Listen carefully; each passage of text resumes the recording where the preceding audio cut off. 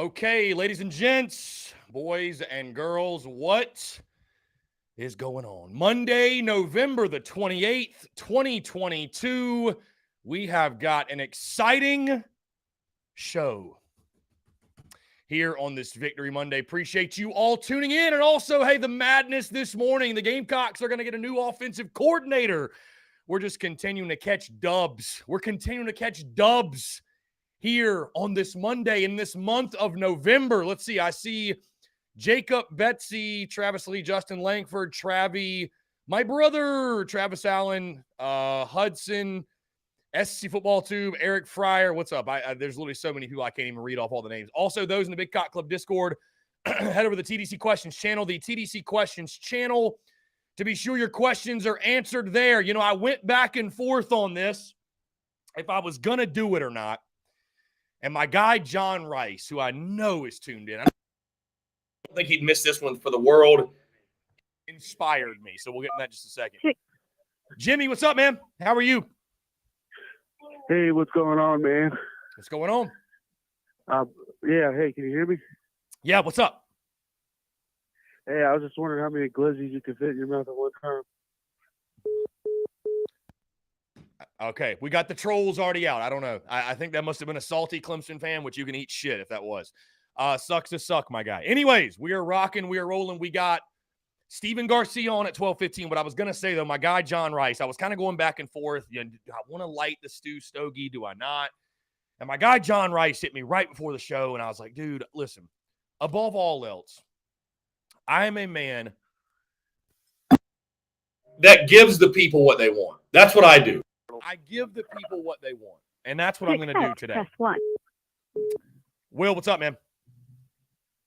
It feels good to be good, huh? It does feel good to be good, my friend. How are you? Yeah, it's great. I remember we talked Thursday, and I said, I hope I can call Monday, and it'd be a victory call. And, man, what a call it is. How sweet victory tastes against some fags from up north. But, Attaboy. and then we catch another dub. And then we catch another dub with getting Sat's ass out of there. So it's like, we just winning, bro. Like, I want Garrett Riley. I know it's early. But I would love to get Garrett Riley off the TCU's coaching staff, man. Like, yeah. But, yeah. Kendall Browse also. There's a long list of names that would. There's a couple guys, that are like that just look very intriguing. And I mean, thank you, Sat, for beating Clemson, and thank you for helping us beat Tennessee. If that was you calling the plays, we don't know. But good riddance. You shit the bed a lot of times, and, we can't forget all the bad stuff just because a couple of good things happened at the end. Right. So fuck them. He ain't a Gamecock. So we'll move on with our life and get us a new, hotter-looking girlfriend. You know what I'm saying? Make us forget that one. But anyway, just wanted to call and say go Cox. And once again, fuck Clemson. And I'm going to jump off here and listen, brother. I just want to give you a shout. Appreciate you, Will. You the man. Well said. Yep. Guys, yeah, today's show, the calls. Let's get in, say what you got to say, and get out. Robbie Davis, Rebecca, those of you, Hunter, those of you that I know will probably call in. I love you all to death, but the phone lines, as I expect, will be jumping. So I want to make sure everybody has an opportunity to call in. Everybody has an opportunity to celebrate, so let's make sure we are courteous with our call and mindful of our time. All I'm saying. Let's jump to the phone lines. And then on cue. Hunter, what's up, man? How are you? I'm doing really, really good. We beat two of the top 10 teams right next to each other, back to back. And we finally not really get rid of, but we finally got OC to lead. Like, that's probably one of the best ways to end the season. Yeah, Hunter, I don't know that I could have drawn it up better myself, my friend. I mean, all right, so with the whole beginning of the Clemson, well, not beginning, I don't know if it was the second or the second half, but when we did the kickoff, and then I guess they were trying to do a trick play or something like that. What the hell was going on with one of the Clemson players trying to toss the ball in front of him, I guess, to the other players? Are you allowed to do that? My guy, he wasn't trying to toss the ball. He just straight up fumbled. He wasn't trying to toss the ball. Yeah, he was carrying it loosely and swung his arm and fumbled. Yeah, he wasn't trying to throw that ball to somebody. Yeah, I thought he was trying to throw it to one of his players. I was like, what the hell is he doing? I do not believe so. I would be pretty stunned if that was the method to his. No, I think he just straight up fumbled, my guy. I think he was just running with the ball loose in his arm, and arm swung forward and ball came out. So pretty simple. Yeah, there was a bunch of bullshit calls from the refs too. I mean, they had to been ACC refs. Like, there's those bullcrap calls. I mean, especially the way DJ threw a back shoulder pass, that was incomplete. Like, 'cause when it hit the ground, that was a fumble. It was supposed to be a fumble, but they never called it. Yeah, no, the backwards pass, I was losing my mind indeed because that was a complete bullshit call. Yeah. I mean, dude, you're absolutely right. It was a BS call. Thankfully, we overcame it. And we did, and that's the bottom line. We overcame it. So we overcame it. I mean, I don't think we won at the end of the day. Who cares, right? Indeed. Hunter, go celebrate the dub, my friend. Yep. I appreciate you calling in. Always a pleasure. Great stuff from Hunter. Again, guys, we're going to keep them rolling. You get about 5 minutes tops. I want to make sure everybody can get in here. Phone lines ringing off the hook. We got Stephen Garcia on 12:15 to 12:45 or so, however long Stephen wants to chop it up. But this is a Victory Monday. This is really, I mean, this is the week that Carolina Cigars practically built, because we are smoking pack after pack after pack. My guy Plums, what's up, man? How are you? What's up, brother? How you doing? I'm doing well. Hey, do me a favor. Turn down whatever's in the background off so I don't hear myself on reverb. No, you're good. You're good. I just turned it down. Thank you. What's up? Yep. How you doing? You hear me good? Yeah, man. What's up, Not man? much, man. I'm doing great, man. Had a really great birthday present on Saturday. Dude, happy birthday, my guy. I apologize. I was going 1,000 miles an hour, but happy birthday to you, my friend. Nah, dude. I know I know you were busy. Hell, I was busy. I was at work, sucking at work. But great birthday present. Gamecocks 8-4, the chance to go 9-4. Spencer Rattler playing like Spencer Rattler supposed to be playing, and no more Satterfield to ruin our dreams. Yeah, we're catching dubs all over the place, my guy. You beat number 5 Tennessee. You beat number 8 Clemson sucks, and we everything just works out the way it's supposed to. Give us another top 10 team. Let's go. Let's collect them like Infinity Stones, man. Yeah, we're just like Beamer said, we're in our own version of the college football playoffs. So absolutely. But man, I know you're busy, so I just wanted to call in. I ain't called in a while. Hope to see you soon. Miss you, brother. Go Gamecocks. Feels good to be good. Yeah, man. Feels good to be good. Plums, I'll hit you up, man. Yeah, bye. All right, brother. Later. Great stuff from my guy, Plums. What a legend he is. Again, you beat number 5 Tennessee, number 8 Clemson sucks, and everything out. It just works out how it's supposed to. Here we go, Joy. Did you find some joy, my guy? You finally find it?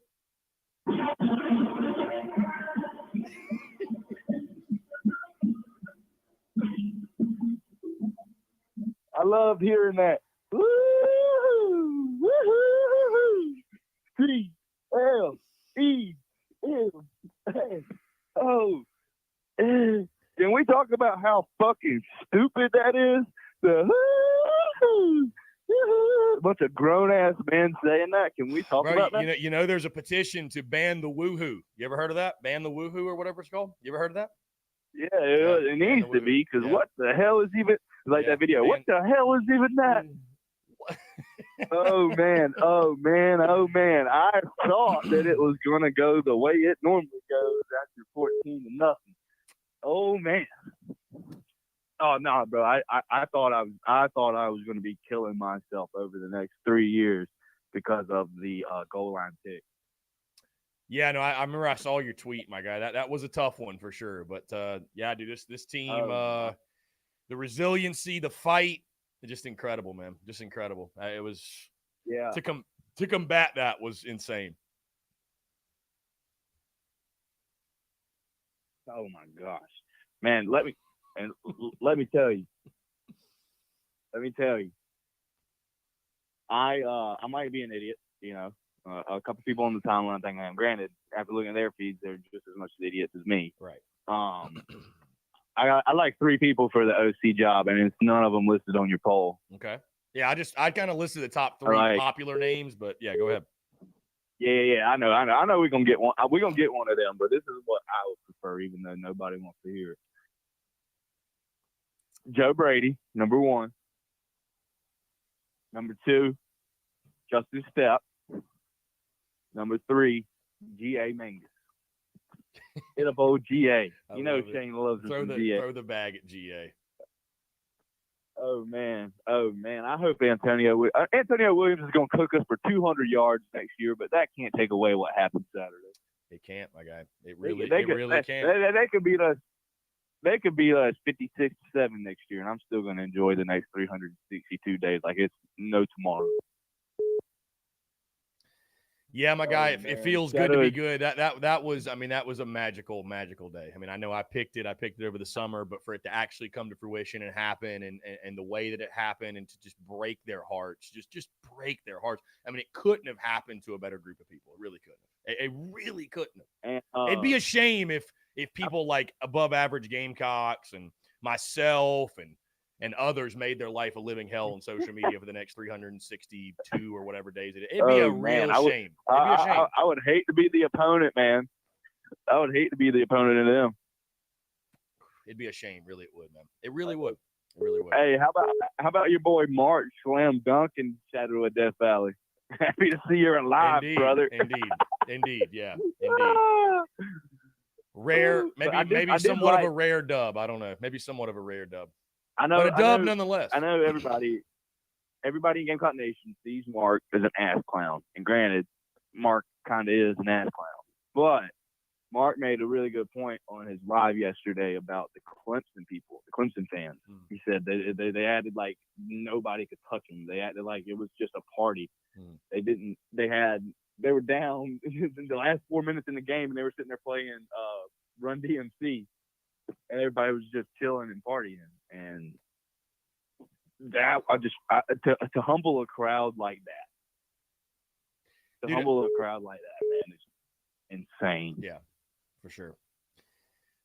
All right, brother. I'm gonna let you go. Hey, P-Dog, you're the man. Keep it up on Twitter, man. Truly, you make. Oh yeah, you like the one emoji? Anybody. Yes, I love the one. You like the one? I love it. I love it. Oh yeah, baby.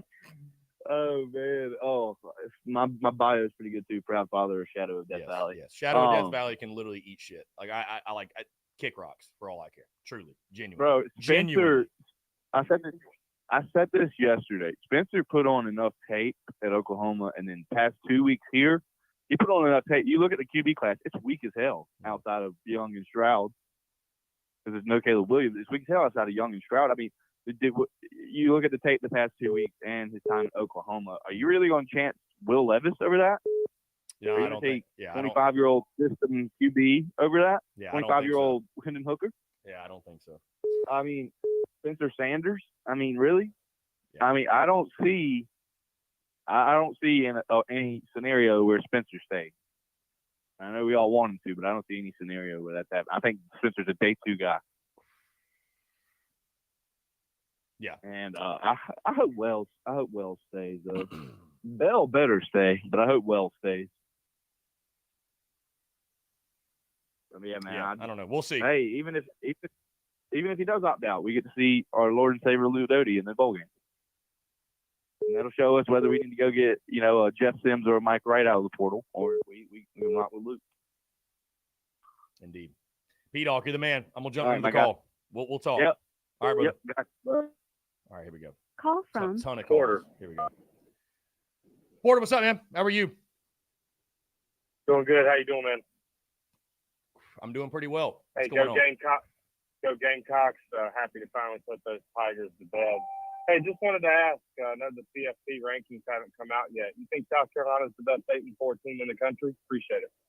Appreciate you, man. Thanks for the call. I'll be honest, I haven't looked at all the 8-4 squads out there, but I'd venture to say we're one of the better ones. It's crazy. I mean, it's crazy, guys, that we sit here 2 weeks later, from where we were, right?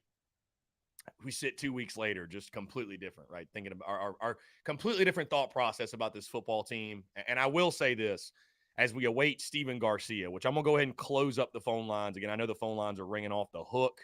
Can't even get every call probably that's going to come through today. But we're going to get Stephen Garcia on. Roach King taking a moment to get on here.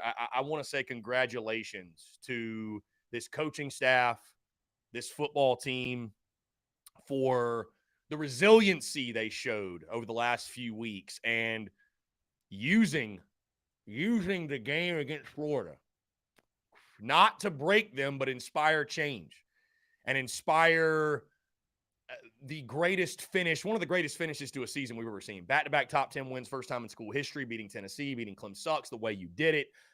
Just kudos from the coaching staff, support staff, the players themselves. I mean, everybody. Just incredible. Huge congratulations from yours truly. And what a couple of weeks it's been, man. Unreal. Again, we're waiting on Stephen Garcia, the Roach King, to enter.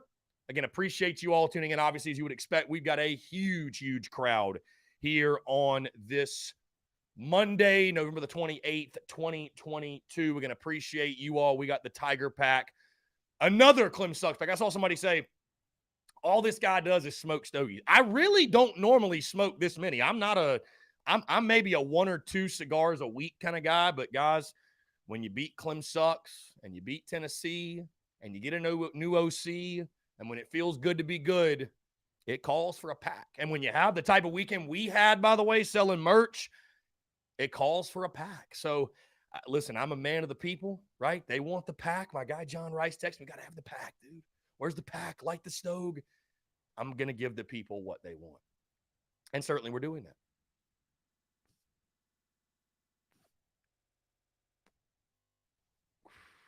Beat number 5, Tennessee. Beat number 8, Clemson. And everything working itself out the way it's supposed to. It feels good to be good, truly. We continue to catch dubs here in the month of November. How sweet it is, my guy. How sweet it is. Feels good to be good. Truly.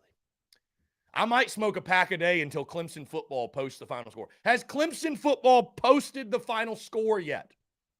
Have they? Does anybody know? Can anyone check social media? I don't think they have. I doubt it. I doubt they will. Soft. S-A-W-F-T. Soft. Again, we're waiting on the Roach King here. Waiting on the Roach King to jump into chats or the show, if you will. Don't know where Roach King is. Roach King might be partying too hard. Let's see. Somebody said something about Clemson Tom video. Did he post another video, or are we just talking about the old video from last week? Because if you're talking about the old video from last week, that's been handled, my guy. That's been handled. That's been handled. That grave has been danced on, my guy. That grave has been danced on. I can assure you that grave has been danced on. So, anyways, 843-790-3377. My guy Phil Harris texts in. Let's see what Phil has to say. Over the moon with the past 2 weeks. Love Beamer, but he shouldn't get a blank check and huge money and years. Look at the Texas A&M situation with Jimbo. Need to give assistance like Limbo, huge raises to keep them here. I would say this, Phil, to your point, and I know a lot of people will look at the Beamer situation and sort of cringe a bit because if it was the same thing with, and I don't think it's parallel situations at all, but Muschamp got an extension here too. I mean, you have to give Beamer an extension to at minimum have 4 years in his contract where it's like, I'm going to be here, right? You got to be able to tell recruits when you go in the living room, like, I'm going to be here. But anyways, no, I think for the job done at the end of the season, man, I got no problem with it. Pay the man.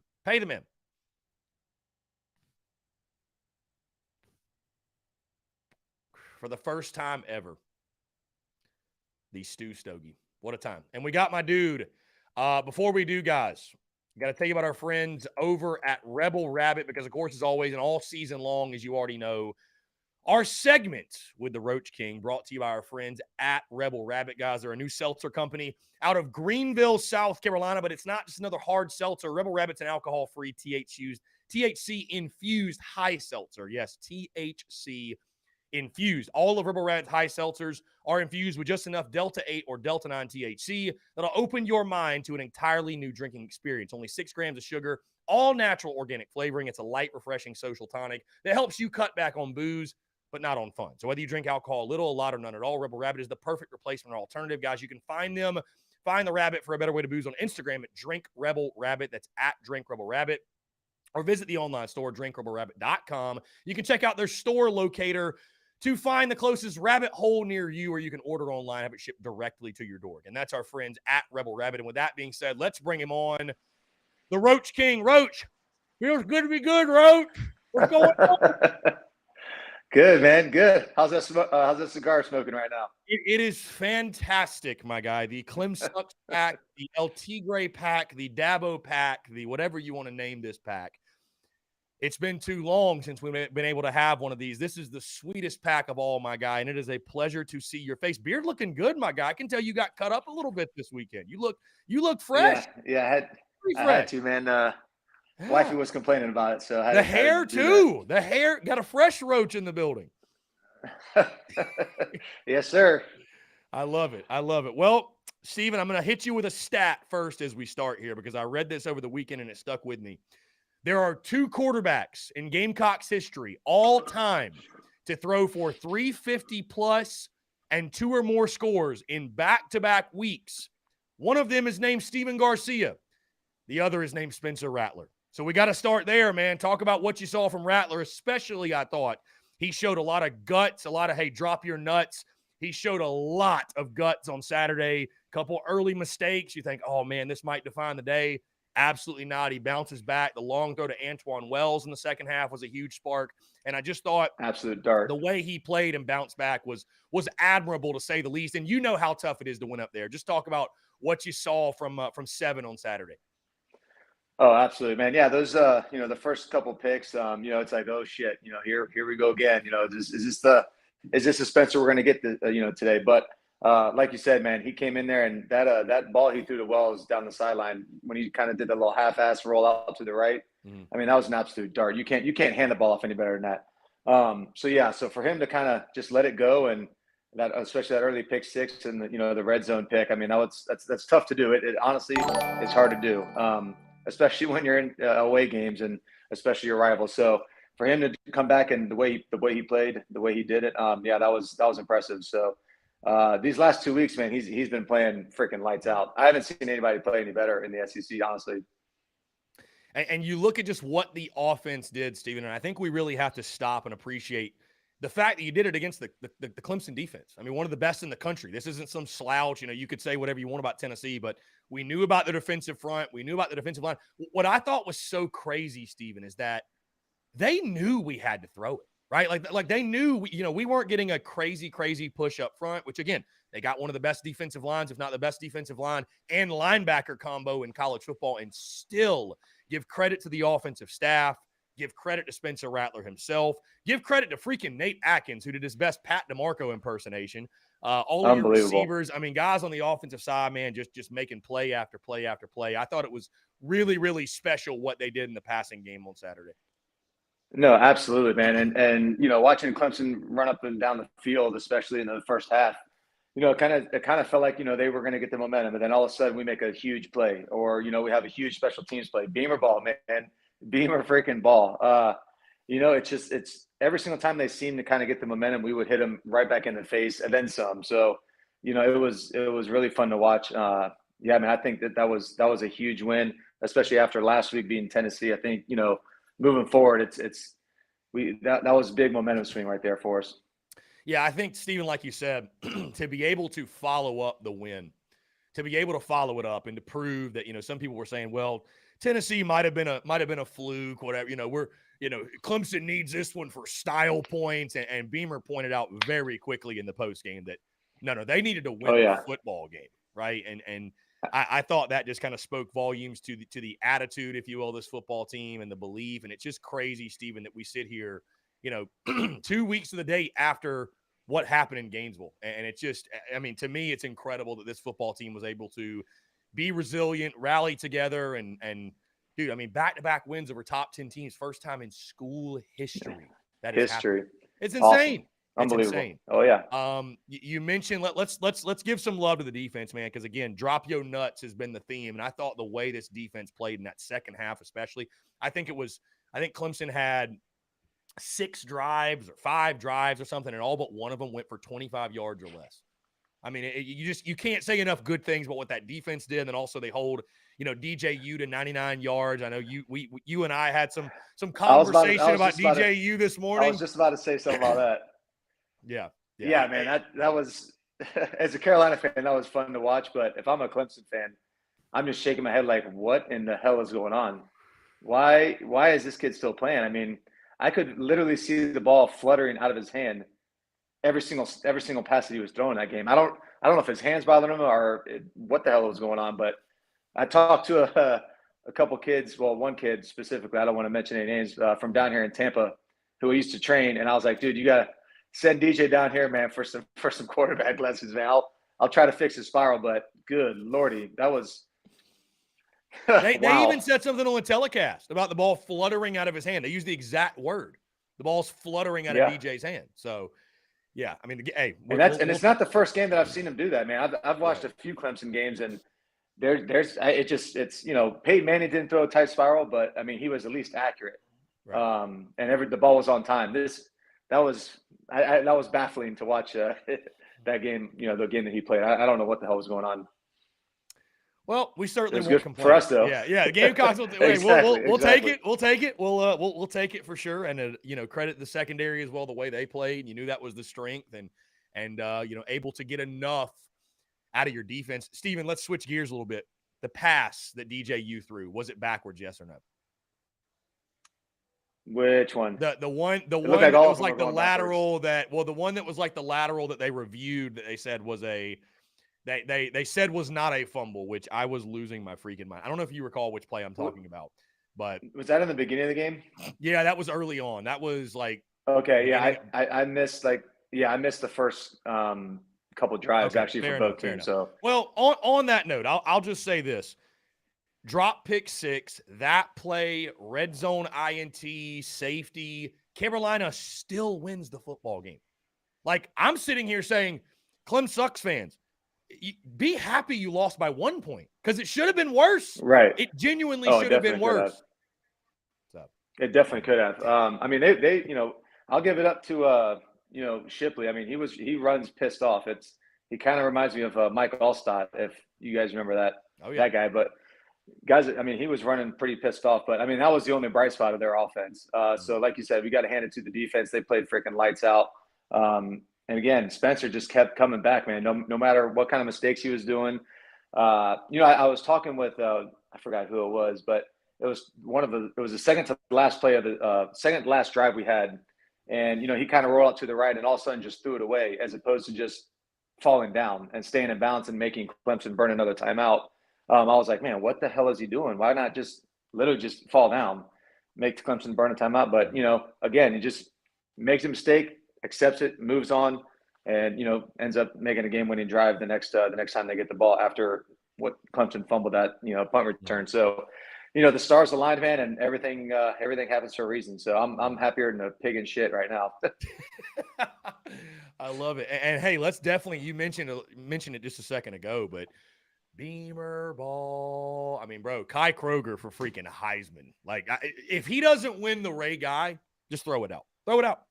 For sure. I mean, that was insane. Like, I went back and watched the replay last night, and I mean, this dude was just dropping them, hitting 60-degree wedges down to the 1 yard line.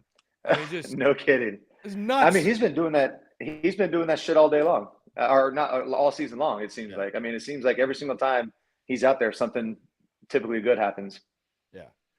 It's crazy. I mean, you don't necessarily want to see your punter out there a ton, but I mean, that was a weapon for Carolina. I mean, I think a Clemson offense was already struggling to find any sort of passing game, like making them go the length of the field. I thought was a huge huge part of the success in that ball game.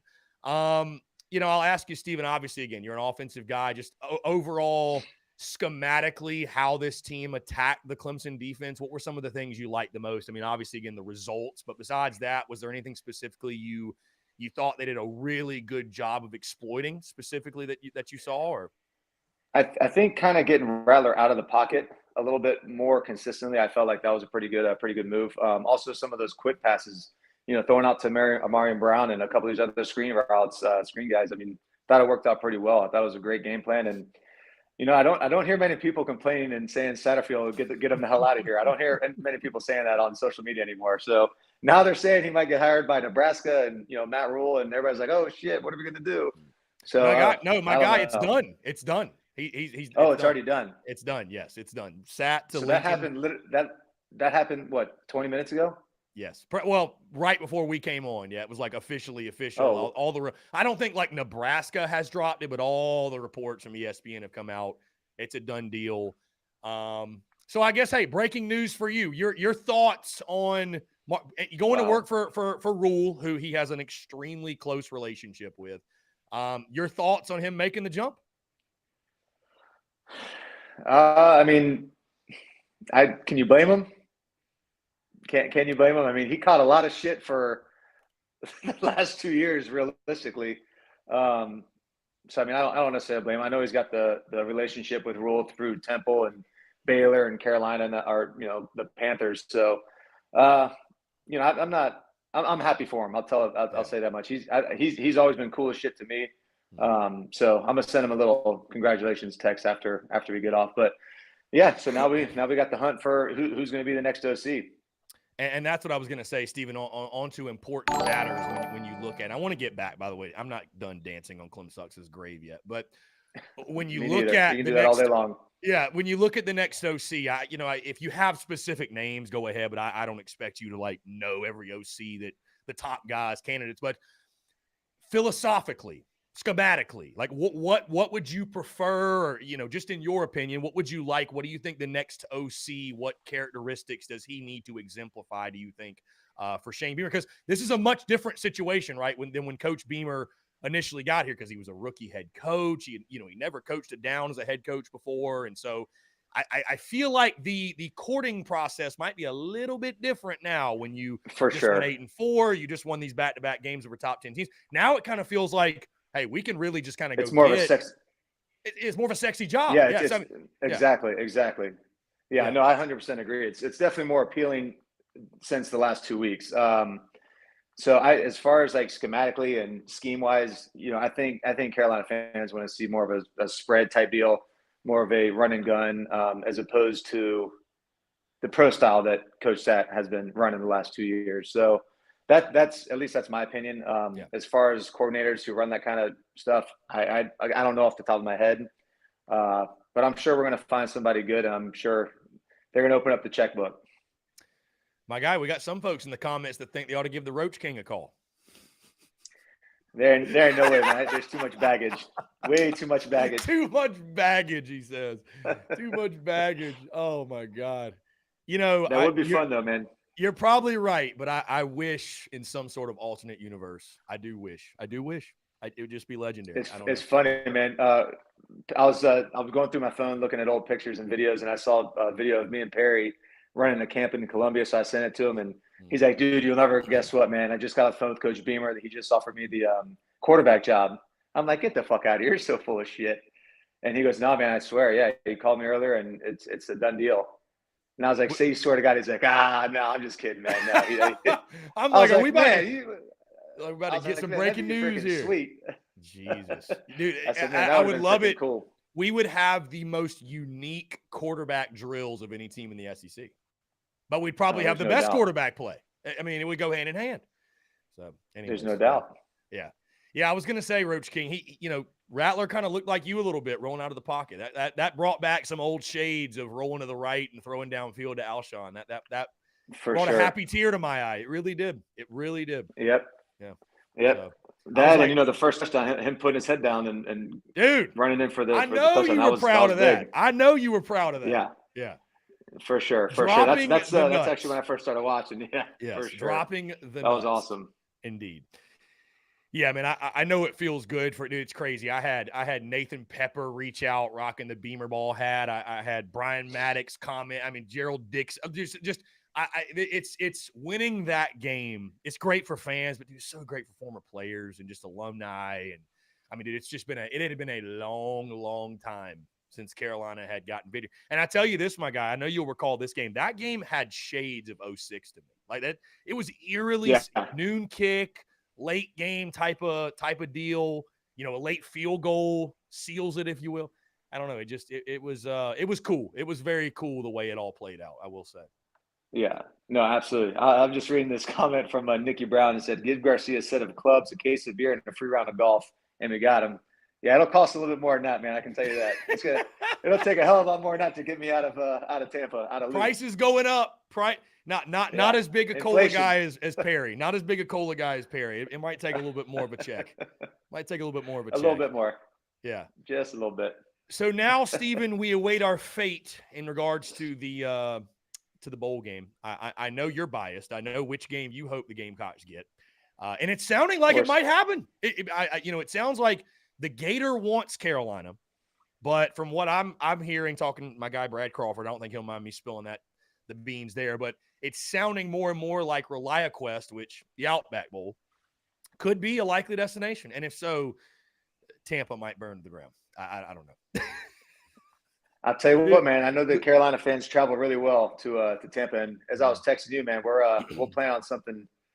And dude, I've never been to Tampa. Or I take that back. I've been to, what is it, Clearwater or whatever, right next to it. Clearwater, yep. Yeah, but I've never been to Tampa, like legitimately Tampa. I've been to the Bucs Stadium. That's as much of Tampa as I've seen. So, yeah. Yeah, that's a very small sample size. Right. So, right.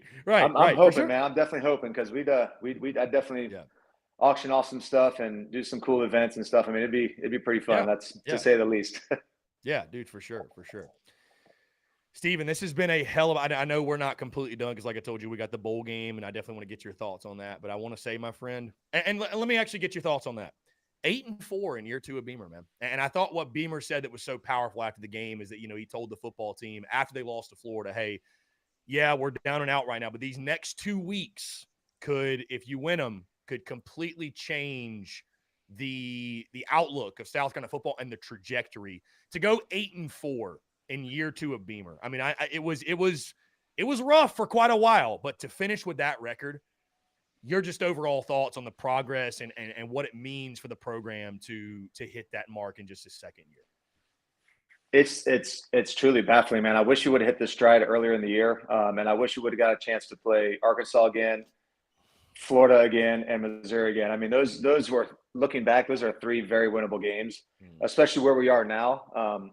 But that's, as they say, shit happens. So you can't go backwards. But yeah, man, if we get a chance to win 9 games this year, I mean, I don't think anybody predicted that. So if we can end up doing that and win another bowl game, go 2-0 in Beamer's first 2 years, it 100% changes the trajectory. And I think people will definitely start looking at Carolina football. I think taking it a little bit more seriously, I guess you could say. And now the transfer portal opens. We have players that have decisions to make in regards to their future. I'm just saying, I'd love to see Spencer Rattler back in Garden Bladden. Being totally honest, I'm being selfish. I would see it, but we will see how it plays out for him. Again, big decision to make, and I won't ask you because everybody, it's their own personal decision, but could be special next year, man. Could be very special. Absolutely. Yeah, we'll see how it plays out, but I'm very interested to see what they end up doing with this bowl game and where we end up going and who plays, who stays, who leaves. I mean, it's a lot of shit is up in the air right now. For sure.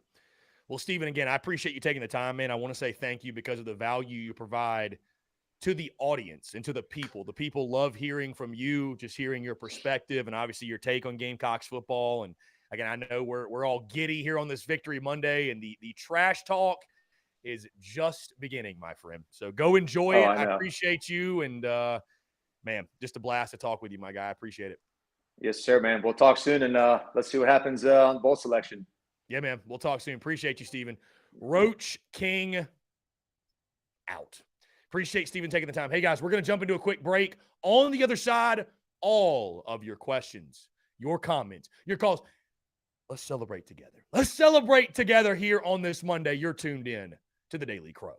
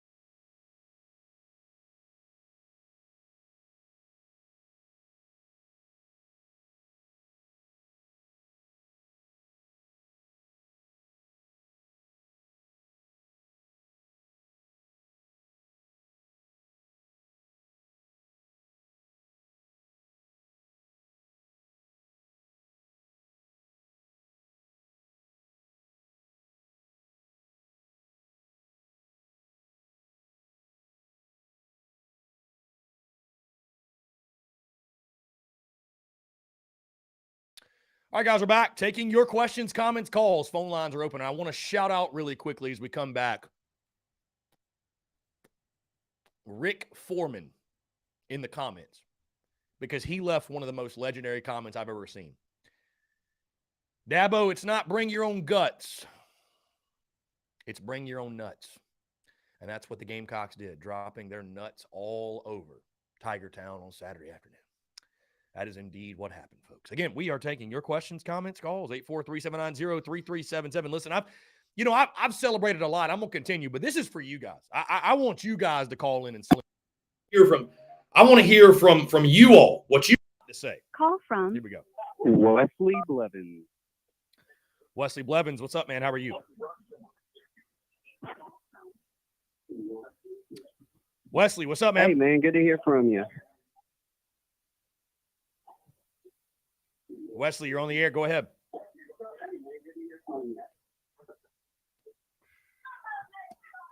Hey, man. What's up? So, how you feel about Satterfield, man? How do I feel about him going to Nebraska, correct? Yeah. I think it is the best possible result for all parties involved, my guy. He gets a new job and goes out with glory. We get a new OC. Everybody wins. See, I like that idea too, but my idea was a little different for him coming into the first two games, and then we win.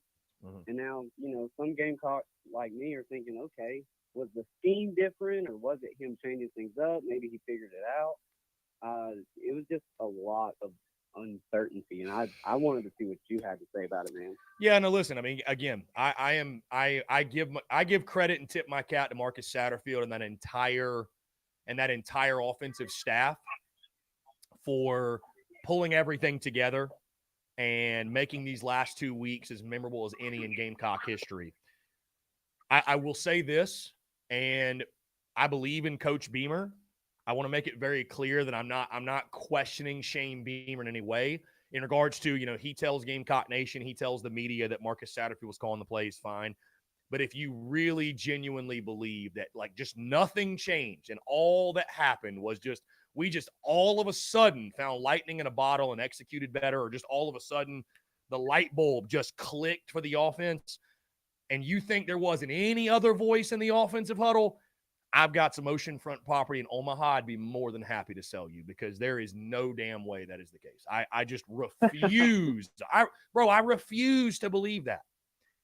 You see the exact same thing for 23 games, and then the last two, offensive explosion.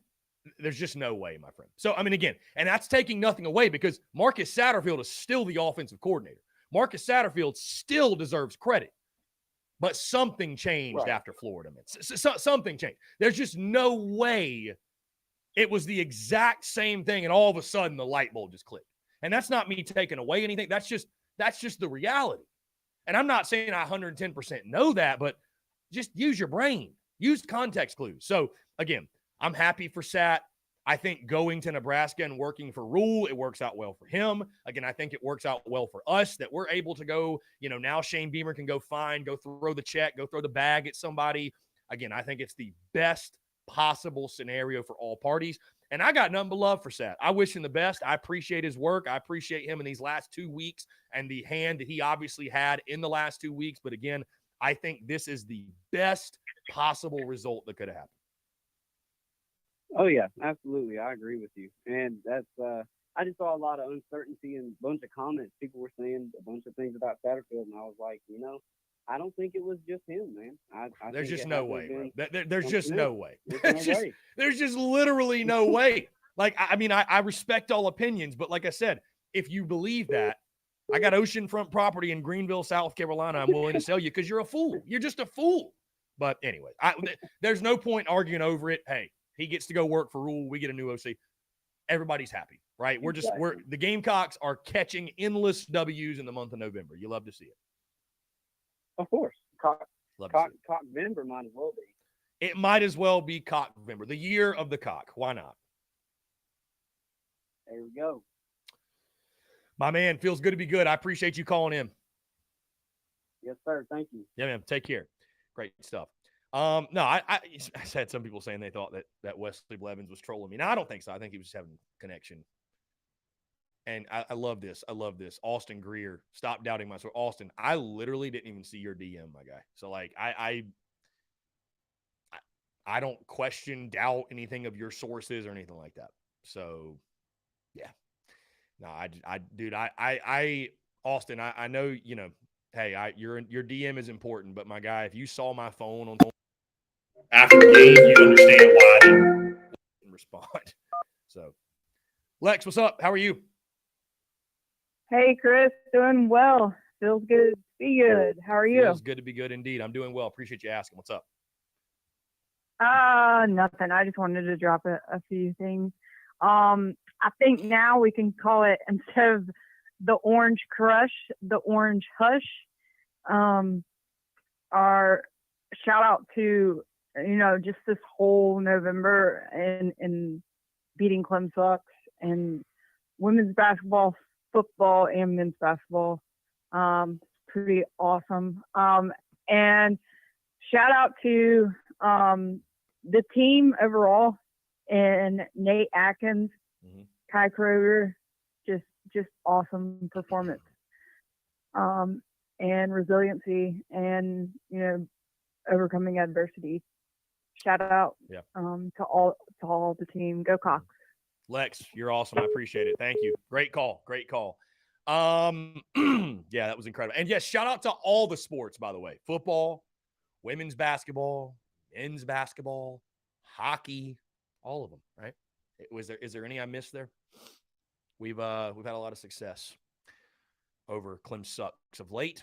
And again, Gamecock fans, I would say obviously you don't need me to tell you this, but just celebrate the hell out of this one. Celebrate the hell out of this one. Again, I was saving the first ever Stogie in this studio for a special moment. Cox Rugby. Thank you, Phil. I was saving the first Stogie in this studio for a special moment. Folks, this is a special moment. And one that I'll be damned if I don't take advantage of. Feels good to be good. Sucks to suck, Clem sucks. Sucks to suck. And all of you tuned in, all you Gamecocks, on behalf of all of you, if you need a message to your Clem Sucks buddies, tell them I said kick rocks and eat shit. All right, here we go. Chase Floyd, what's up, man? How are you? Doing all right, man. How are you? Man, I'm doing well, and I'm doing well because I know you're doing well because you've been snapping me all morning of you riding through old Tiger Town, giving the folks hell, and I appreciate you doing the Lord's work, my friend. Yes, sir. Out here, you know, I got a lot of pastures and stuff in my family. I don't know if this is really what they meant by doing the Lord's work, but, you know, I'll take that. Hopefully that they'll respect that as me doing some Lord's work today. My guy, can we get an update on the Roar, my guy? Can we get an update on the Roar? How's the Roar doing today? It's been so good today that I had to debate, like, man, Chris is about to come on, man. I got to turn them off. Like, it's been that good. It's been so therapeutic for me. And that's my big other Gamecock fans calling in, giving a little hell, you know, as much as they can on the radio. But it's been fun. And I mean, just hearing the tears. I recommend anybody in the upstate, or if you download their app or whatever, download the Roar, the Clemson radio station this week, 105.5. It's good. It's good radio this week. I'll put it that way. Yeah. But yeah, I've been on campus for about 2 hours now, and it's been pretty quiet. Not a lot of orange walking around as to be expected. Was over by the rowing house where they do their rowing team stuff and get out on the water, and there was a bunch of people gathered out there on the bank, kind of mostly dressed in black, and I saw a guy like with a bow and arrow, and it was lit on fire. And there was one canoe way out in the water. He aimed at it, shot it, lit that canoe on fire. And I, while I was making my delivery, I walked by a guy and said, "What are y'all doing?" They said, "That was our college playoffs hopes and dreams that we just set off to, like a farewell ceremony kind of deal. So, you know, but besides that, it's you know, it's been a pretty just normal day. Real quiet up here, real nice. Weather's nice, but real quiet. And I don't understand why. No lines at the livestock buildings today. I don't know. It said closed for on the door, but you know, it's a good day when it's quiet up here in Cater's country. And I just wanted to give an update from Memorial Stadium because I'm sitting here looking at it right now. You can still hear the cheers and celebrations from the Carolina section right here when you look over here. So, yeah, I just wanted to call in. Go Cox. And let's see where we end up in the bowl game. I'm ready. And I'll see you. Chase, well said. Beautiful call, my friend. Great stuff. Great stuff. And, guys, I would say this as the calls continue to roll in. Keep it coming. Give these Clemson people hell relentlessly. Now, within reason, no personal shots are needed, but relentlessly give them hell because I grew up around Clemson fans, and I swear to you, I think they hate Carolina more than they like their own team. So, like, they as we all know, they go out of their way to talk shit. I mean, just constantly, relentlessly. And it's been a long time since Carolina took down Clemson. So we got a lot of lost time to make up for, don't we? We got a lot of lost time. So we just getting started. We are just getting started.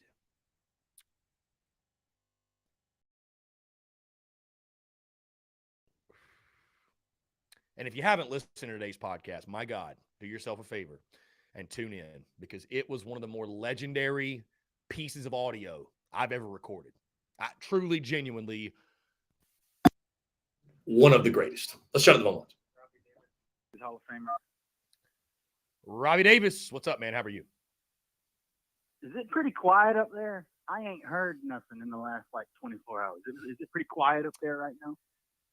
Nope, because I've been screaming my damn head off. So it ain't really that quiet, my guy, to be honest with you. I've been loud, boisterous, obnoxious, all the above. So no, I'm making sure to fill the air with noise and smoke. That's for sure. I bet that victory Stokey tastes pretty darn good right now, don't it? No sweeter pack than the Clemson pack, my guy. No sweeter pack. Listen. Okay. I'm going to tell you this. I wanted to tell you this on air today, okay, especially after we beat Clemson. I will wear the slapdick award of the week proudly because I picked us to lose, of course. And when I told my dad that, he was not very happy. I was like, Dad, just because my prediction says we're going to lose does not mean I want to wake up Saturday morning and watch us get our brains beat in. And lo and behold, it may have been by 1 point, but that gummit, we won the game. Except that fact, Clemson fans. You lost fair and square. I don't give a damn if it was by 1 point. A loss is a loss, period. Indeed, Robbie. A dub's a dub. Dub's a dub. Doesn't matter. Dub's a dub. A dub is a dub. Dub's a dub. Everybody's been getting a dub. The hockey team got a dub. The men's and women's basketball team got some dubs. The football team got a dub on Saturday afternoon. It's been a pretty good couple. It's been pretty great. It has. Okay. It has. And like I said, I said this all season long, and I'm gonna keep saying it. And do Saturday, along with several other games, okay, like the A&M game and the Tennessee game, is proof. Like I have said all along, you do not win a football game on paper because you still got to go out there and play. And that gummit, we executed a smidgen better than Clemson did Saturday afternoon. Yeah, I mean, Robbie, again, I think Clemson folks should just be grateful that was only a 1-point loss because it should have been a lot worse. It really should have been a lot. Yes, I mean, agree. They screwed us on that pass. By the way, they screwed us. Yeah, but either way, that should have been a scoop. That should have been a scoop and score. I was. And if Rush would have got. You can ask anybody. I was losing my mind over that backwards pass. I could not believe. If Rush would have got that pick, it would have been a house call. Could not believe it, but whatever. Whatever's what's meant to be happens. But I mean, if you're not going to get that type of play right with replay, don't have replay. There's no point. Yeah, that was one of them where you better make sure you get this right, or you're not going to be refereeing anymore. Right.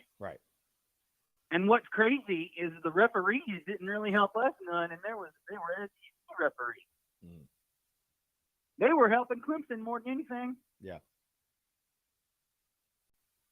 But you know what? We won the game. I am going to be happy for the next 300 and some odd days, okay? And I was not shocked at how great our DBs played. Okay, our DBs played phenomenal. All right, I think it showed that whenever Clemson receivers go up against really good DBs, they choke. All right, and like you said before I called, almost an hour before I called, right? You said kudos to the whole coaching staff. Yes, kudos to everybody. The coaching staff, the guys in charge of the weightlifting, everybody. Congrats all around, okay?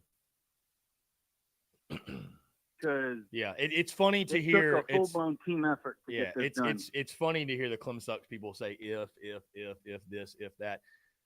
Well, if your aunt had balls, she'd be your uncle, my guy. If your aunt had balls, she'd be your uncle. Yeah. So there's no point using an if.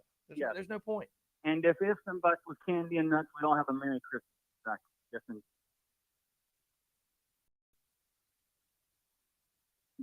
And we took care of business. We won. I'm very happy. And to all those idiots on game days that picked us, that didn't pick us at all, okay, which I get why they didn't, but y'all are slap dicks, all right? They are a bunch of slap dicks. Oh, Robbie. Okay, because I watched game day and they didn't. Nobody did, and I was like, y'all are a bunch of idiots. Y'all crazy. I was like, y'all fixing to feel really stupid in about 3 hours. Robbie Davis, the king of okay. I love that. I love it, Robbie. And this is a couple of days late, but happy late birthday to Phil Harris. Okay, this is a couple of days late, but happy late birthday to him. All right, and I am very excited right now. I was so excited after that game was over. I ain't gonna lie to you, Chris. I was shaking. I was in shock. Robbie, I'd be disappointed if you weren't. I was wondering how you were feeling Saturday. I'd be disappointed too. But but you know what? It's a damn good day. Okay, it's a Victory Monday. I love Victory Monday. Therapy Mondays can go to hell. Okay, I'm sick and tired of having Therapy Mondays. And that trophy is back where it freaking belongs. Okay. The Palmetto Bowl trophy is back where it freaking belongs. At its rightful home in Columbia, South Carolina. Indeed it is. Indeed it is, Robbie. Go ahead and get over here. Yeah, you're the man. Hey, I appreciate you calling in. Cox, great to hear from you, my man. Heck with Clemson. Yeah. Great day to have a day. Feels good to be good, my guy. Yes, indeed, it does. All right, buddy. You have a good one. Yeah, man. Take care. I see, and I actually commend you for your bravery or your stupidity. The Clemsonite tunes in. Congrats, little brother, blah, blah, blah. Clemsonite, you can eat shit. Honestly, I mean, you can eat shit. Like, truly. Hold the L, eat the L. We stood on business. We dropped our nuts on your forehead, and you just allowed us. You didn't do anything about it. So, I mean, in your house, by the way, in your house, my guy. Suck to suck. I don't know what else to tell you. I know you're crying through it. I know you're in here in the comments crying through it. I know you are. I get it. You got to hold the L. Robert from the upstate. What's up, man? How are you? What's up, brother? Dude, chilling, man. What's going on? Hey, man, it's a good day to have a day. I just want to call in, man. Great time. I went to the Tennessee game, had a fantastic freaking time. But this game this weekend, man, it says it all. We're doing something. I just wanted to call in real quick because I seen the Clemson night, whatever the hell he is. I just want to tell him to get these dang nuts out of his mouth and call in and say something. Well said, my guy. Well said. Also, brother, I was up in Greenville yesterday, man, and at Palmetto Moon, had about 4 or 5 people walk in there and ask for the Beamer Ball towels. I've been listening to you since 2018, man. Congratulations on what you're doing, man. Keep it going. That's love, man. I appreciate it for real. I appreciate it. Thank you. Oh yeah. But hey, go Cox, fuck Clemson. I love it. Well said, my guy. Celebrate the dub. Appreciate you. Yep. Take care. Great stuff. That was a hell of a call. Again, 843-790-3377, guys. This is your platform to celebrate. Say whatever you like. I appreciate y'all, man. What a day. What a weekend. Feels so good to be good. Oh, it truly does. It truly does. Let's see. Let's get in these comments.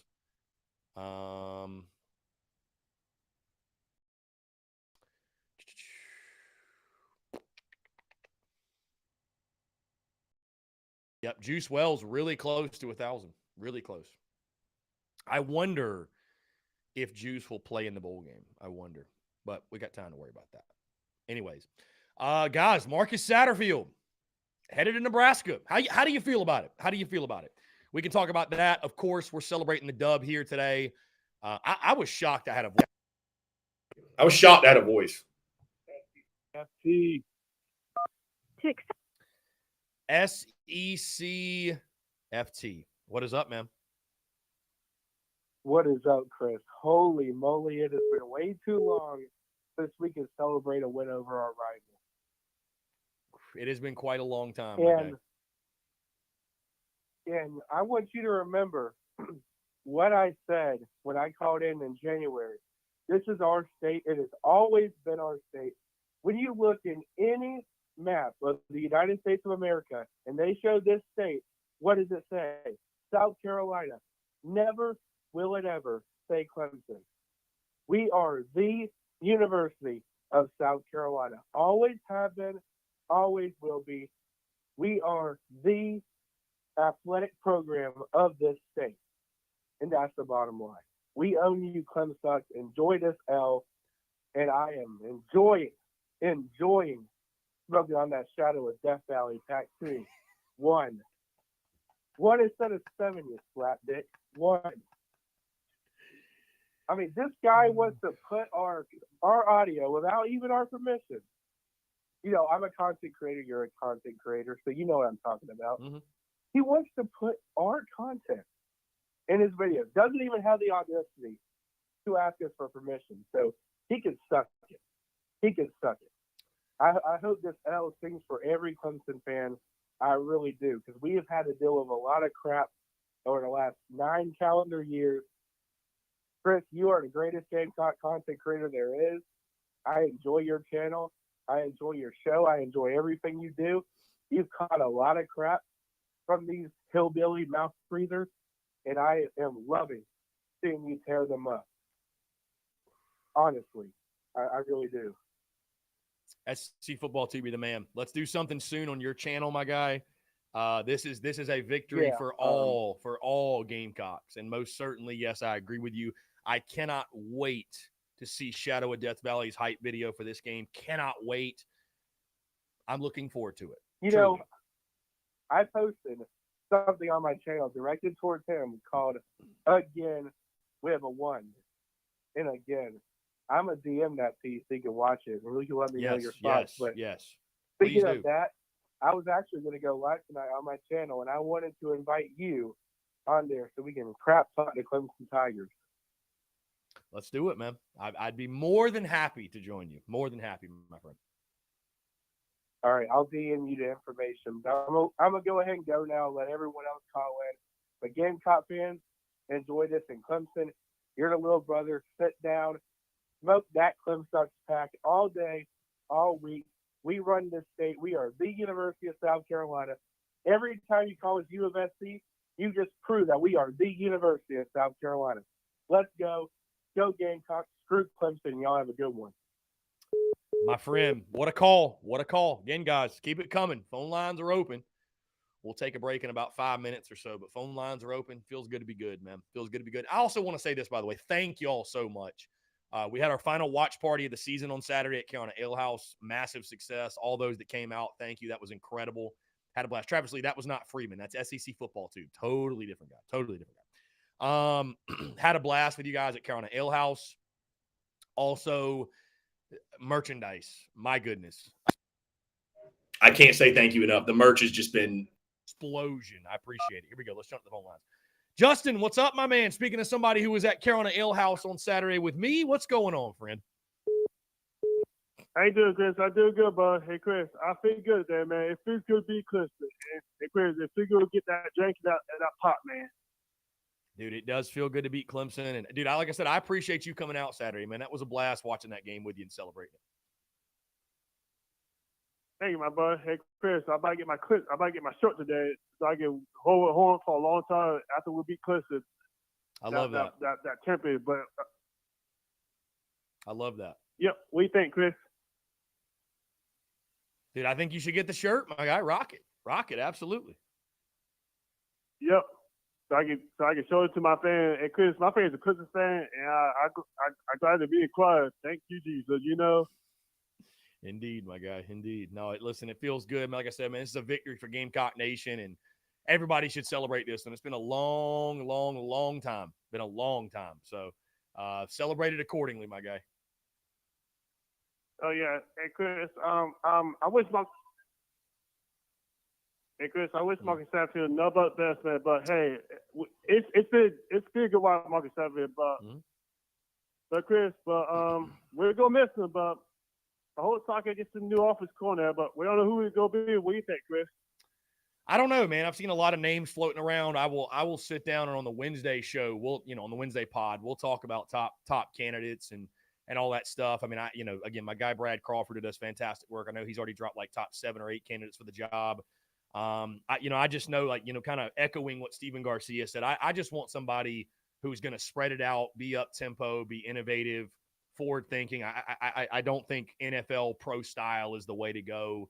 And so, I mean, that's what I want to see from the new OC. But the good news is, again, Shane Beamer's in such a different position than he was the first go around, because, the first go around, he's a rookie head coach. He had never coached a game, obviously. Now you kind of feel like with the momentum and, you'll be able to kind of open the checkbook and get whoever you like. So, I think making a splash in this hire is very important. I think getting a guy that, this fan base gets excited about and people believe in, and you need to go get a guy that I think people look at and say, it would be a surprise if he didn't succeed. So, Kendall Briles is the name that comes to mind. Brennan Marion, there's, you keep going on the list. Again, we'll talk more about it as we go throughout the week, but it's an important hire, no question, because again, you look at all the games across the country, you look at the season, the game's about offense. South Carolina won these last 2 games. As good as our defense was, they won the games because of the offense.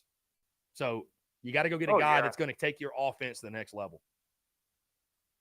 Oh yeah, I agree, Chris. And Chris, the thing about it is, it don't have to be a big name. You just go get somebody that who you trust. Go get the guy that who wants to spray and the temper. You need something like, and Chris, like you say, it don't have to be a big name, right, Chris? Well, I think getting a name that has a proven track record. I think somebody with a proven track record that, again, you'd be surprised if it didn't work. So, I don't think you can go down the Marcus Satterfield path again and get a guy who hadn't coached big-time football and is a huge roll of the dice. You know what I mean? So. Oh, yeah. Hey, Chris, we don't want to go through that again. We just need to go somewhere a little different here. Go look at – it's like, Chris, if I was Shane Beamer, I look at the championships. Who has the top of offense? You know, Chris? Yeah, just who's got a proven track record? I think that's what it comes down to. That's what you need. Yeah, and Chris, if you look at Gary White, and Chris, watch TCU's offense. They're playing somebody in Big Church this weekend, right? Yeah, I don't know who TCU plays. I don't know. I haven't really kept up with it, to be honest. I think it's Kansas State. Kansas State. Kansas State. Okay. Yeah. And Chris, we're gonna see how TCU does, but their offense is so amazing. But they want the ball quick as possible, right? Yeah, for sure, man. No, like I said, I just want somebody who's going to bring an up tempo spread. Yeah, so that's what I'm looking forward to. Justin, we're going to jump into a break, my guy. Hey, like I said, I appreciate you calling in, and thank you so much for coming out to Carolina Ale House on Saturday. It was a blast. It was a blast celebrating the win with you, my man. Oh, thank you, Chris. Hey, Chris, I can't wait to do this again next year. Dude, yeah, we'll absolutely run it back, my guy. We'll absolutely run it back. Yeah. Hey, Chris, before I go, man, got to say something? Hey, yeah, Chris, go ahead. Go Gamecock. It's good to beat Clemson. Hey, Chris, enjoy that victory, man. You as well, my friend. You as well. I appreciate you. Yep. Take care. Yeah, man. You too. Great stuff, guys. We'll jump into a quick break. On the other side, though, I want to continue to hear from you more, your questions, comments, calls, and more. You're tuned in to the Daily Crow.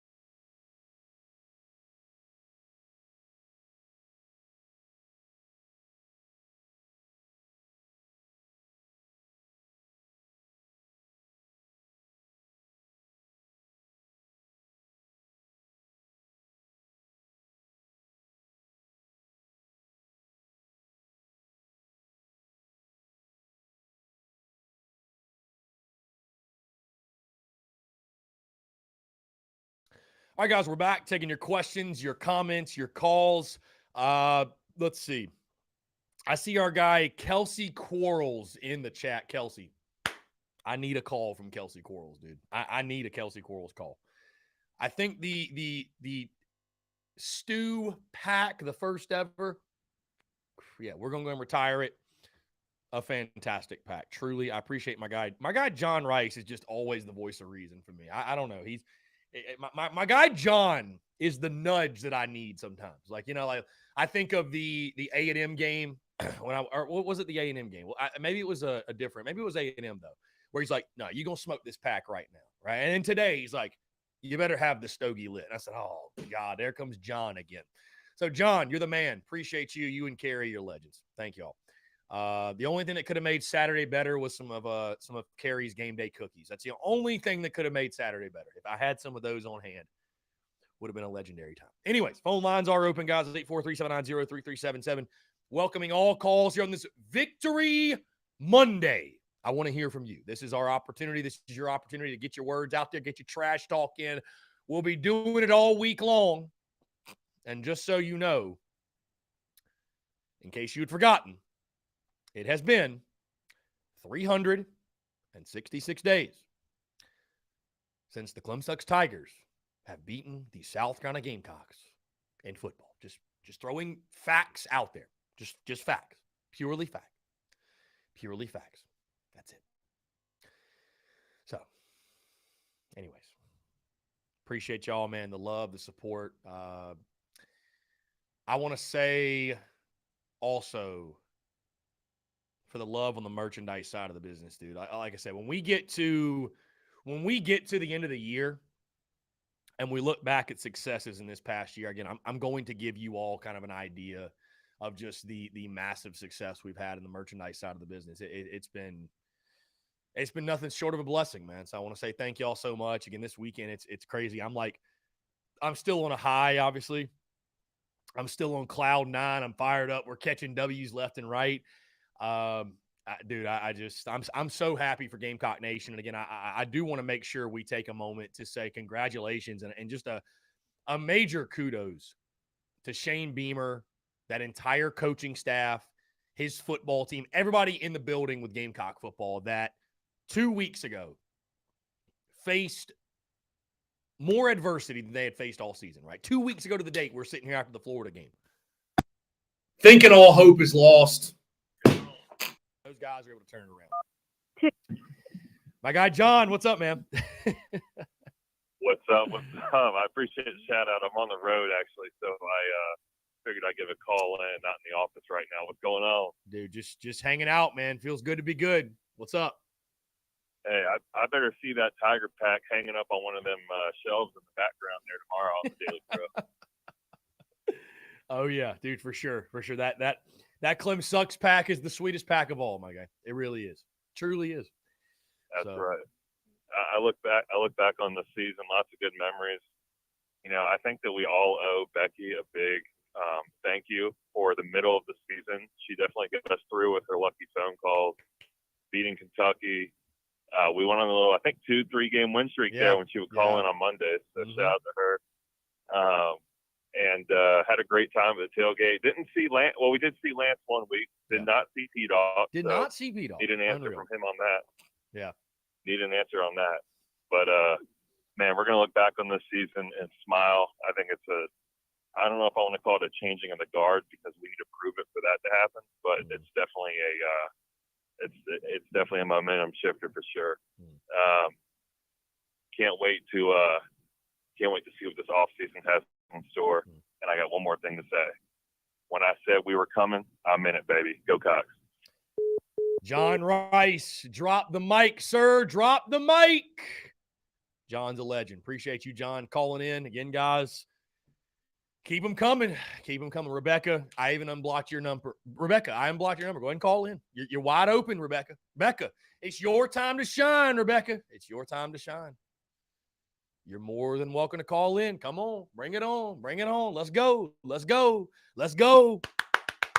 Let's go. Here we go. My guy, Phil, my friend, I want to start out by saying this. We have come a long way from the on-phone call, off-the-record conversation you and I had the Friday before the Kentucky game. We have come a long way, my guy. How are you? Pretty good, my brother. You are absolutely correct regards to that. It's a roller coaster ride as a Carolina fan throughout the season. You know, there's lows and then there's highs, and we're definitely on a high right now with the past 2 weeks. I'm just absolutely over the moon and thrilled for everybody involved in the program and all the fans out there. We really need to cherish this one because it's been a lot for sure since we beat those crayon eaters in the upstate. So, just a great performance. Shane Beamer, we had good feelings about the hire because of his background with Carolina, being born in the state, wanting to be here, which I think is absolutely huge. So I think he does deserve a raise and an extension. Don't think they should go crazy with it. I think Pete Limbo needs to be given as much money as he would like to make sure that he stays here. Justin Stepp, I believe, deserves a promotion if the big names pass on Carolina. I mean, who knows if the Brinks truck will be backed up into some of these guys' driveways to try to convince them to come to Carolina. The big names out there, the OCs that have been mentioned on the show, if those guys, pass, why not give an internal hire the opportunity to take over the reins? I think that would be awesome. He's a highly regarded wide receivers coach that can recruit, and I'd love to see what he could do in that aspect. Just super happy that we're going to a very good bowl game. Wish I could be there, but I'm doing a big, epic West Coast trip next year, going to Hollywood and also Seattle to see my Free Jacks play. So it should be a good time there. But yeah, man, just over the moon. And this is Carolina has beaten up on Clemson big time in this academic year with Carolina rugby, as I was saying previously, women's basketball, men's basketball, and now football getting in the mix. It's a good time to be a Carolina fan for sure. Indeed, my friend. Phil, enjoy your West Coast trip, my guy. First off, and dude, I'm happy for you, happy for all Gamecocks. Again, I know you bleed the garnet and black, so this one's special for all of us, man. It is, man. I was down in New Jersey where the Giants and the Jets play, right outside of that stadium. And turned the game on about over halfway through, and I was in disbelief. I was like, oh my God, this could happen, and by God it did. And I called all my family down in the Carolinas, and they were just over the moon. Such a cool experience, and it's just so great to have that happen. I'll let you go. I'm sure you got people trying to call in. Just wanted to say, go Gamecocks. The future is bright. It's a great day to be a Gamecock. Hell yeah, let's go Cox. Bye. Phil, you're the man. Appreciate you. Great stuff from Phil Harris as always. Yeah, again, great stuff. And guys, I appreciate y'all so much. I see you all in the comments showing love, and we got a great audience in here today. We had up to 400 people tuning to the show today, live viewers, which is, dude, it's here. Let's jump to the phone lines.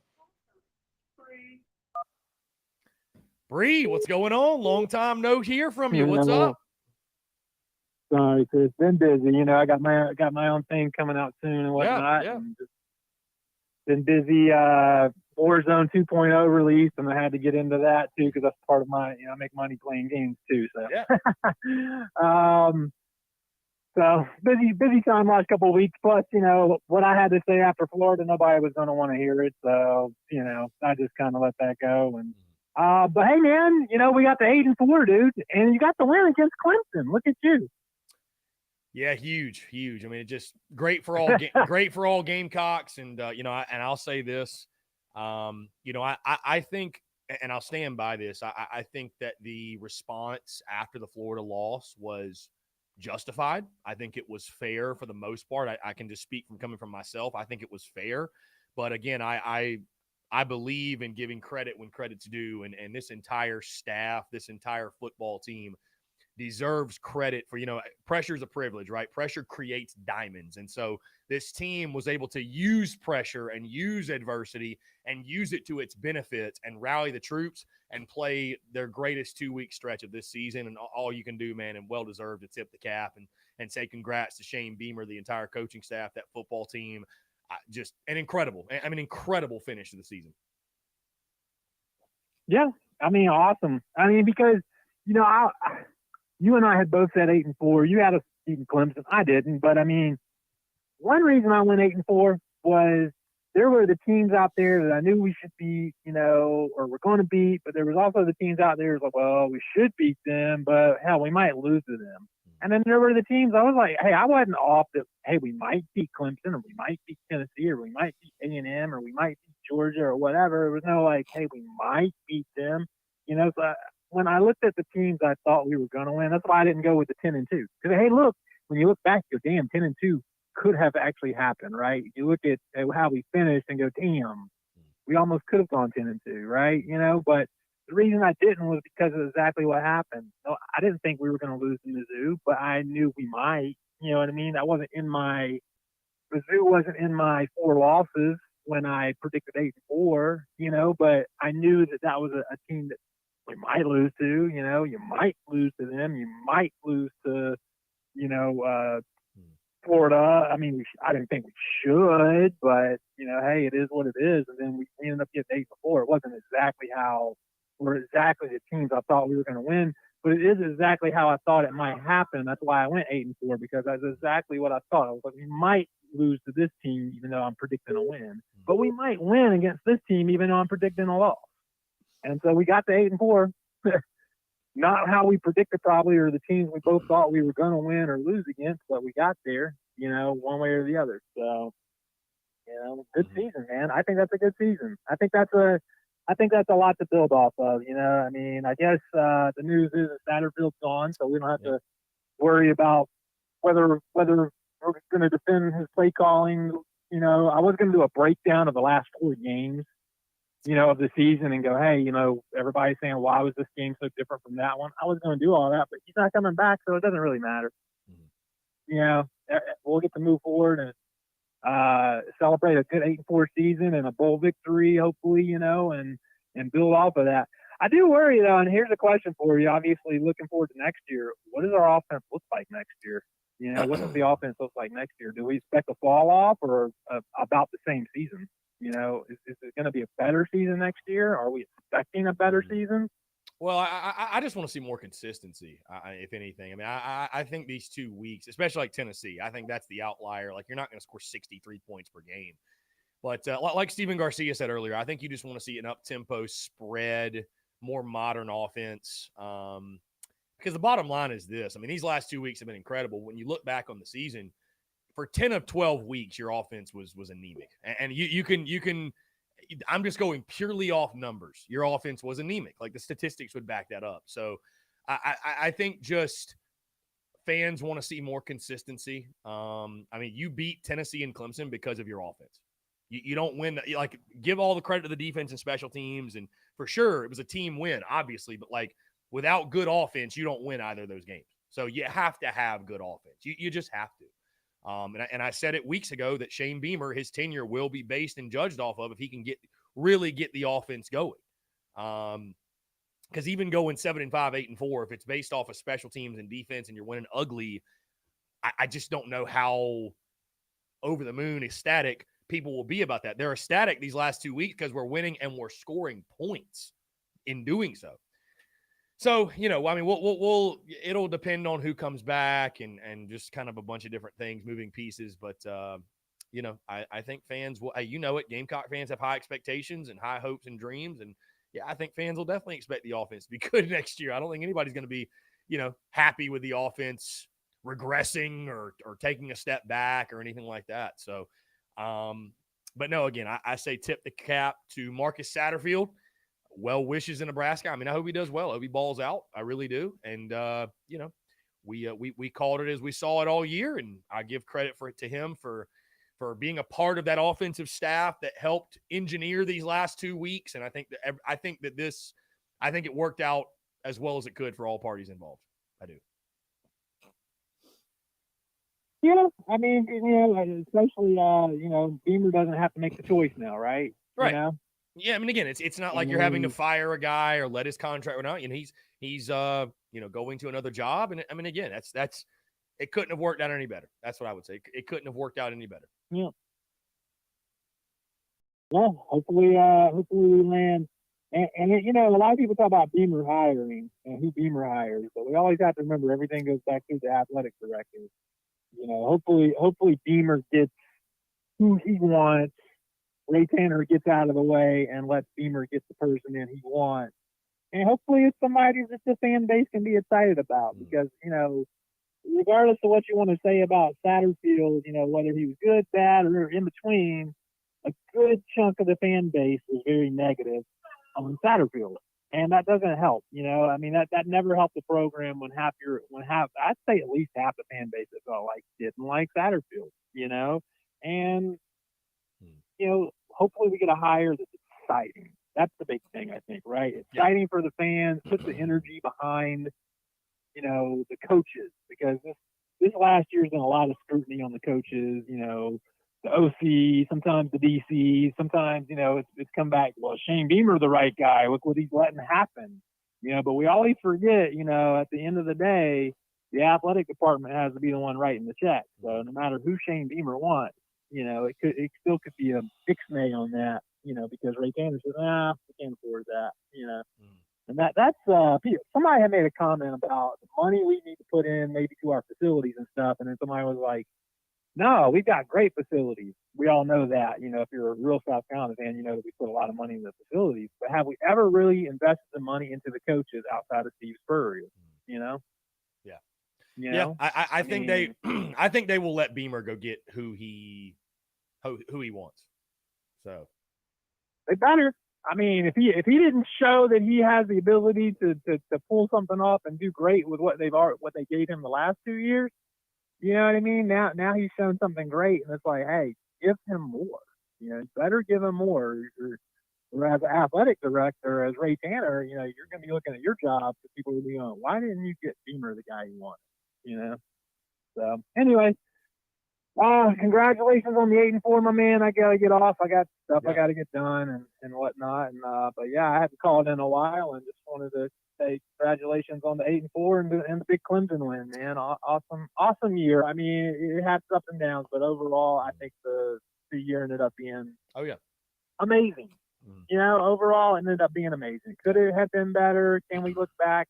Sure, but I think it was an amazing season, and we're trending upwards, right? We're trending upwards. Yeah. And that's the important part. So. Absolutely. All right, buddy. Well, Bree, I will chat with you later, man. Yeah, appreciate the call, Bree. Awesome stuff. Peace. Thank you. Great stuff there. And again, I would say that this worked out, I mean, as well as it could. I wish Marcus Satterfield nothing but the best. Listen, I'm going on Mark Ryan's show today at 4:40, and I told Mark that if we scored 30 plus in a I would apologize for doubting Sat. I will. To accept, I'll pay the press pipe. 1. To send a voice. What's going on, man? How are you? Hey, how you doing? Yeah, I just had 2 questions. So you don't think when Satterfield left, that won't affect Spencer, you know, leaving or anything, right? You know, I don't know if Sat being retained or if Sat, you know, leaving. I don't know how, if that affects at all.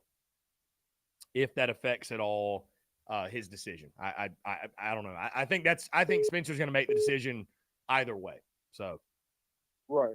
Yeah, because last time Mike Bobo, I think when he got fired, we had Gunnar Stockton as QB, and he left because of him. Well, you know, if that's the case, my guy, as Thanos once said, a small price to pay for salvation. Yeah, that's right. And one more question. So I don't know if that actually is not even a question, it's a statement. So I don't even know if you heard about the Michigan backup QB going into the transfer portal. I have not heard that.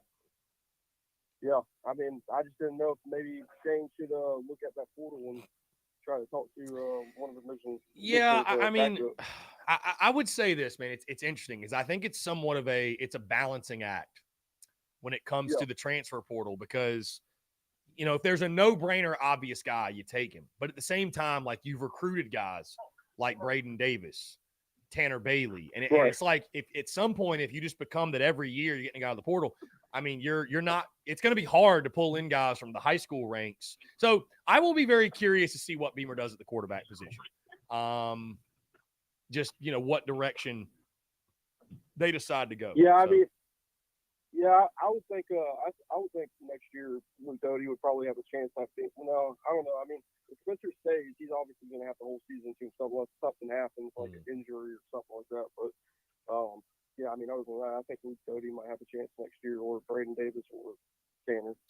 Yeah. Again, only time will tell, my guy, but it will be interesting for sure.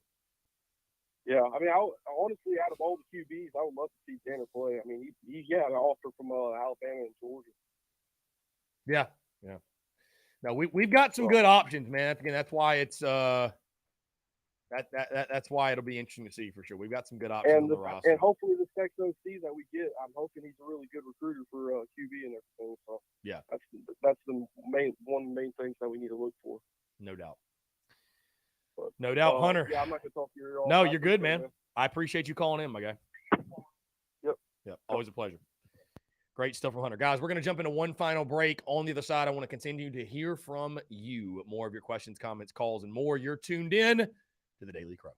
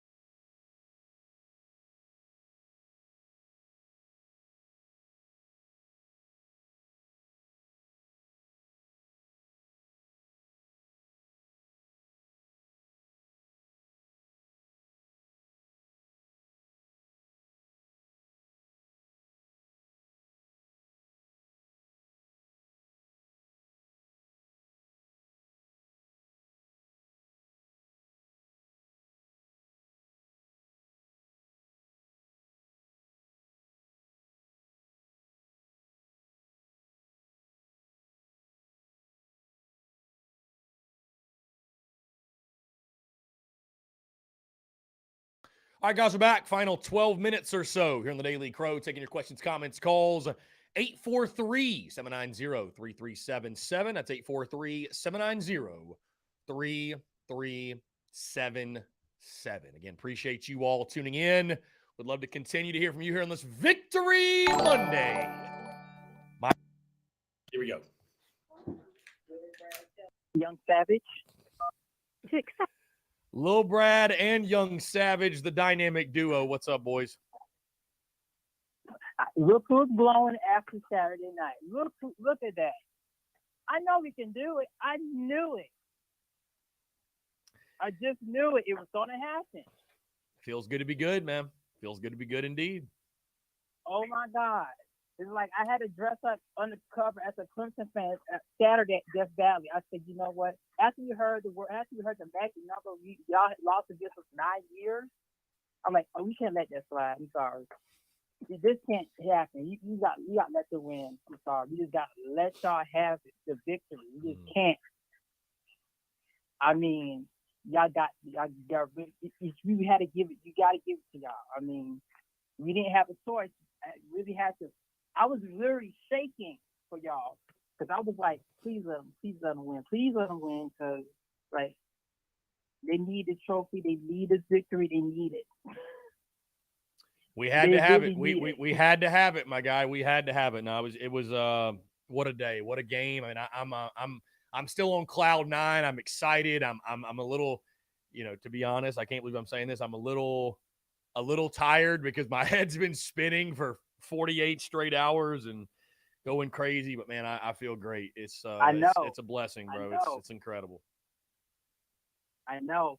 Because, he asked some Clemson fans in Carolina fans, we shake hands on it, congratulations, whatever. It was no fights or whatever. We just, sort it out. Yeah. And it was the best thing ever. Shane Beamer, Rocket, see a lot of tears. I think the good luck charm was Shane Beamer's dad was there, was the good luck charm that kind of got the victory for y'all. And plus, beat Tennessee as well. So it's amazing. Really amazing. It broke social media for like the whole 2 days. It's today. Oh yeah. So bro, it's still going, bro. I'm almost kicking myself a little bit for I feel like it's like important. I like to use my Sundays to chill and relax. But I was like, man, maybe we should have done an emergency TDC yesterday. I don't know, but it was. It's just been an incredible time since the game ended, and yeah, man, just love it. I mean, I can't. I can't. I don't know how much more I can say, man. I just Gamecock fans, let's celebrate the hell out of this one, and I'm just so happy for all parties, man. I'm so happy for everybody involved. From again, everybody in the building to Gamecock Nation, to alumni, to content creators, to just everybody that has any rooting interest for this football team and this university, this program. It's an incredible day. It's an incredible week, incredible game on Saturday. Couldn't be happier for everybody. Yes.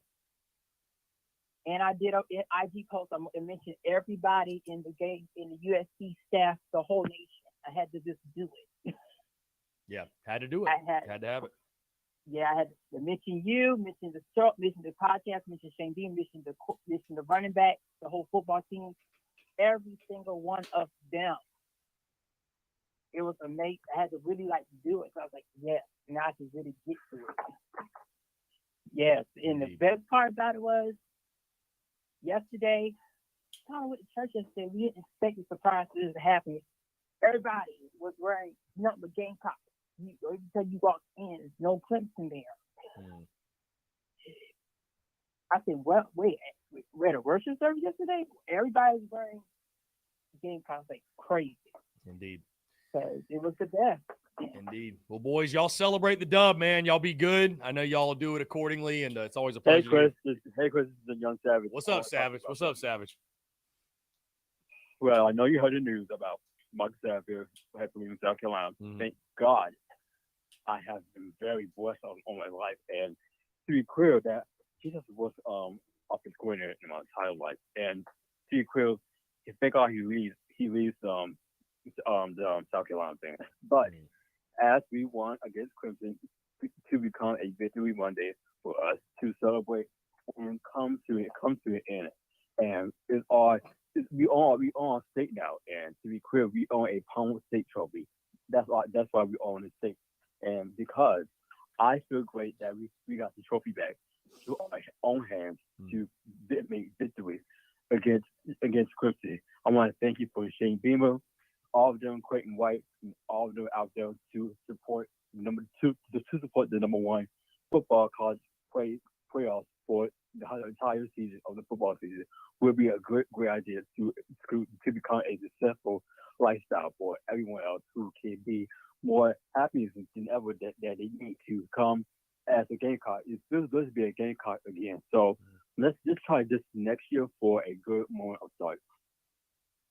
Indeed. Well said, my guy. Hey, I appreciate you. Y'all go celebrate the dub, man. We'll talk soon. All right. Thank you so much. You have a good day. You have a good week. Yeah, man. Y'all be good. Go Cox. Go Cox. Appreciate y'all. Great stuff. Yeah, incredible. Somebody's been asking, are we going to drop the Palmetto Bowl victory tees in Garnet? Yes. Yes. We are working on it. Yes. All right, let's jump to the phone lines. What's up, man? How are you? Hey, how you doing, man? This is D, man. What's I up? just wanted to call and point something out real quick. Mm-hmm. You know, a lot of people talk about the recruiting and everything else, and I think Beamer made a statement right before halftime when the sideline reporter asked him a question. And he said he had no doubt in his mind that he was going to win this game and that Spencer Rattler was the man. Y'all recall that? Yes, I think I do recall that, yes. That's the kind of coach you want to play for. Yeah. I don't think we'll have any problems with recruiting from this point on. It was definitely a statement game. Living here in Columbus, Ohio, the only thing better than watching Ohio State fans cry was watching Clemson fans cry at the same time. It don't get no better than that. I love it. I love it, my man. I love it. And the crap talk ain't going away. Hey, believe it. I got it for you all year long. Keep it coming, my guy. Keep it coming. Keep it coming. Yes, sir. I'll be smoking that pack later on again tonight. Yes, sir. Yes, sir. I love it. All right. Take it easy, man. Love the show. Appreciate you, man. Thank you. What a call. What a call. Yes. Smoke the pack. I got a right mind. Somebody said my head's spinning because all the cigars. Now it's maybe it's that. I don't know. Hey, I'm just happy as hell, man. I'm ecstatic. I couldn't be more happy. You know what's so funny, and I'll say this too, is that there are people that are like, oh, you know, Seth's leaving because the social media stuff, social media. And it's like, do you come on, bro? Have a feel. Like it's those same people that say that like will talk down to me, like what you say doesn't matter, doesn't mean anything. But then like I have the power to literally change the OC. You know, so I don't know, it's funny. But yeah, I'm not a you know, when it comes to predictions, I'm not a big I told you so guy, you know, because I mean, if you hit 60%, 63% of your predictions or whatever, you're an expert, right, in Vegas. But I will say I picked 6-6, 3-5 last year, and we hit it. And I picked 8-4, 4-4 this year, and we hit it with a win over Clemson, by the way, and we hit it. So Phil says, forgot to mention this on the line. I think if we think that Sat got shit here, wait till he fails to get his offense humming in Lincoln. They ran their own living legend out of town for underperforming. That's a great point. It's a great point, man. Yeah. So, I mean, look, pressure's going to be high wherever you go. And I'm so grateful and ecstatic for the last 2 weeks, but it also doesn't erase when you're talking about Satterfield. It doesn't erase the 10 weeks prior. It just doesn't. So, and that's why I say, guys, that, you know, we had a 23 game sample size, right? 23 games of what Sat's offense was. And then all of a sudden, it looks completely different. I mean, you're just you're going to have a hard time selling it to me that all of a sudden it just, the light bulb just clicked on. Nah, you're gonna have a hard time. But either way, it's really beside the point. Marcus Satterfield's headed to Lincoln. Congratulations to him. Congratulations to the offensive staff. Appreciate him. All right, let's jump to the phone lines. Rebecca, what's going on? Finally, I could get in the call. Well, I mean, hey, the phone lines have been rocking. What can you expect? We just beat Clemson. How about that ball game, Chris? That ball game was fantastic, Becca. That ball game was fantastic indeed.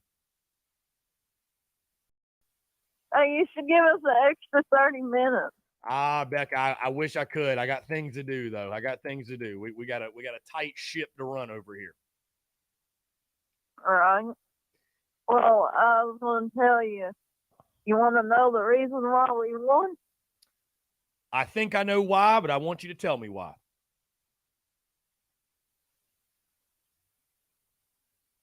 Because I'm good luck, and my great aunt and my great uncle up in heaven is the reason why.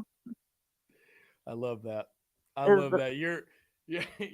Your great aunt and uncle are haunting the Clem Sucks fans this week. That's for sure. They did the same thing with Tennessee Vols. Yeah, they did. When are we going to play that bowl game? Either December 30th or January 3rd is probably the most likely date. Somewhere in between, somewhere in that time frame. So around the turn of the new year. So we got a couple weeks. We got about a month. Because I was wondering when that was going to be. Yeah.